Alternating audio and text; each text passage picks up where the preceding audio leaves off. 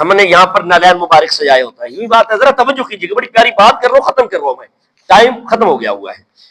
نالین مبارک ہم نے سجائے ہوتے ہیں, اور ہماری ٹوپیوں پہ بھی نالین مبارک کی شبیہ ہوتی ہے. یوں ہی ہے, یوں ہی ہے کہ نہیں ہے؟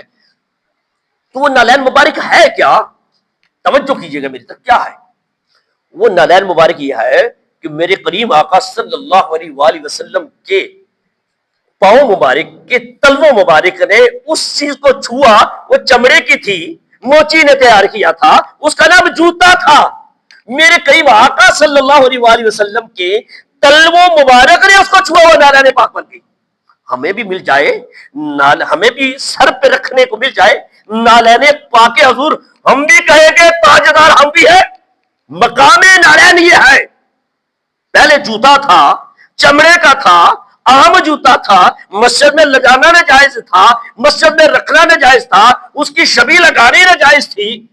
تو جب سرکار کے قدموں نے چھوا وہ نالین پاک بن گیا. میں یہاں سوال یہ کرتا ہوں اپنے تمام مسلمانوں سے کہ وہ سر کا تاج, پاؤں کا نالین مبارک ہمارے سر کا تاج بن گیا, تو کیا وہ ہمارے سر کے تاج نہیں جس کے بارے میں کریم آقا فرما دے الحسین منی وانا من حسین, حسین مجھ سے ہے اور میں حسین سے ہوں.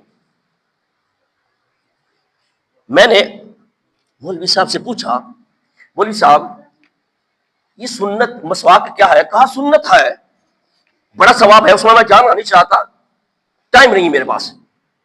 تو میں نے کہا اگر میں یہ سنت ادا کرنی ہو تو کہا مسواک والے کے پاس چلے جاؤ, مسواک لے لو, یا سکچین کے درخت پہ چلے جاؤ, درخت کاٹ کے مسواک بنا لو تو سنت ادا ہو جائے گی. کہا یہ پگڑی, کہا یہ بھی سنت ہے.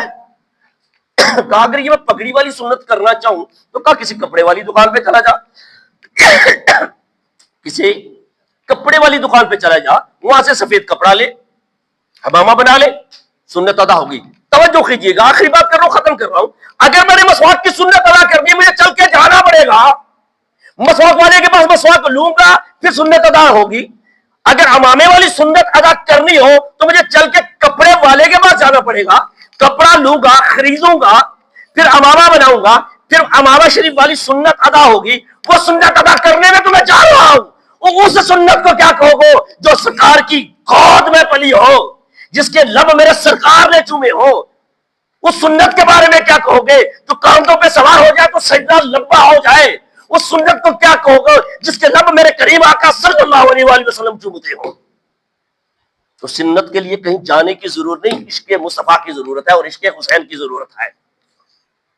اور ہمیں کچھ نہیں چاہیے, ہیرے جواہرات ہو نہ لاکھوں کا مال دو, ہیرے جواہرات نہ لاکھوں کا مال دو, قیدی بنا کر در حسین پہ ڈال دو. ہیرے جواہرات نہ لاکھوں کا مال دو, قیدی بنا کر در حسین پر ڈال دو. جیتے ہو کیسے حب حسین کے بغیر تم, جیتے ہو کیسے حب حسین کے بغیر تم, دل میں حسین نہیں ہے تو دل ہی نکال دو. اور آخری شعر, ہمیں تو فضائل حسین